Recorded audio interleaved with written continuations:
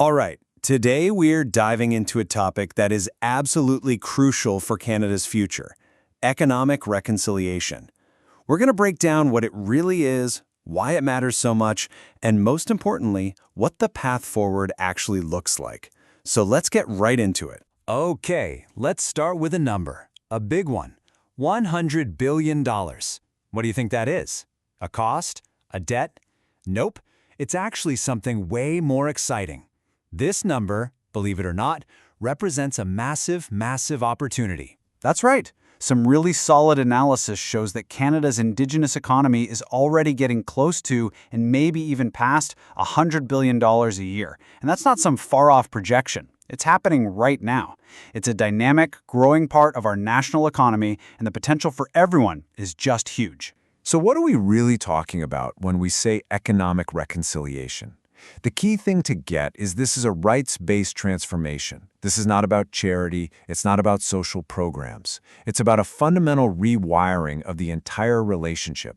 It's about restoring Indigenous control over the economy on their own terms, based on their inherent rights and treaties. And look, the payoff for getting this right is immense. We're not just talking about nice ideas. We are talking about adding tens of billions of dollars to Canada's GDP, creating stronger, more resilient local economies, and seeing real measurable improvements in people's lives, from better housing to better health. It's truly a win-win. But here's the thing. This isn't just some new business trend. It's a transformation that's built on a really solid legal foundation, something that's been developing for decades. And you really have to understand this foundation to get the full picture. You know, this isn't something that just popped up overnight. It's anchored right in Section 35 of Canada's Constitution. It's been backed up by major Supreme Court rulings over and over again, and it lines up with global standards like the UN Declaration on the Rights of Indigenous Peoples. So this is a very real legal reality we're talking about. Now, a really important concept that comes out of all this is FPIC. That's free, prior, and informed consent. And it's often misunderstood. This isn't just a no button. Think of it as a process. It means getting involved early, being transparent, and making sure Indigenous partners have the resources to engage properly so that real, genuine consent can be reached on projects. It's about partnership from day one, not as an afterthought. But, with any big opportunity like this, there's a risk, and it's something called rights washing. This is when the word reconciliation gets used as a PR buzzword, but without any real material shift in power or control or, actual economic benefits going to Indigenous partners. It's the difference between a photo op and a real partnership. Okay, so if the opportunity is this huge and the legal groundwork is so clear, what's holding us back? Well, there are a few major roadblocks that we need to clear to really unlock that $100 billion potential. First up, and this is a big one, access to capital and basic infrastructure. Under the Indian Act, First Nations can't use reserve land as collateral. Just think about that. It makes getting loans for major projects incredibly difficult. You combine that with huge gaps in things we take for granted, like housing and high-speed internet, and you can see how it directly holds back economic growth. The second barrier is just a maze of bureaucracy. Trying to navigate these overlapping, often conflicting federal, provincial, and Indigenous legal systems, it can be painfully slow and complicated.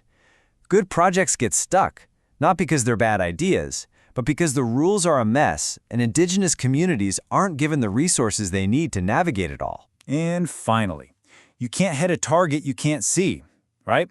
There's a serious lack of good, reliable data that's actually controlled by Indigenous communities, which makes it hard to plan effectively. And on top of that, asking a single First Nation to weigh in on dozens of different projects without proper funding for their own experts, that's just a recipe for burnout, not partnership. So yeah, those are some pretty big challenges. But the great news is we already know what works. Across Canada, there are successful models that are proving these barriers can be smashed. So let's look at the actual blueprint for success. The shift is pretty stark when you put it side by side. The old way was seeing consultation as just another box to check, maybe offering some short-term jobs, and keeping the real deals behind closed doors.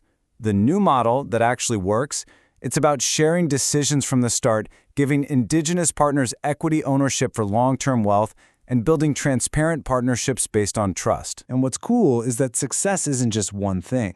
It's a whole toolkit of different approaches that are working right now. Equity ownership in big projects, that's a game changer for creating lasting revenue.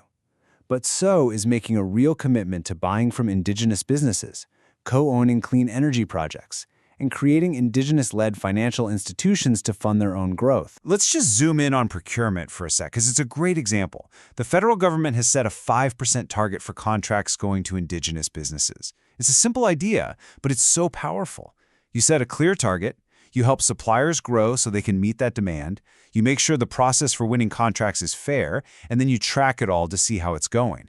It creates a market, and it builds skills and businesses for the long term. All right, so we have the goal, we see the barriers, and we know what's already working.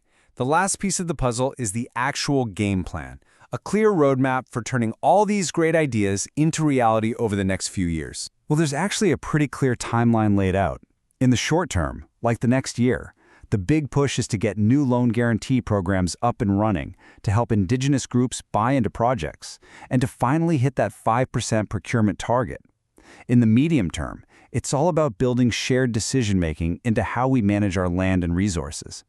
And looking further out, the goal is to make indigenous equity ownership in major projects totally normal, not some rare exception. So when you boil it all down, it comes back to three big priorities that have to happen at the same time.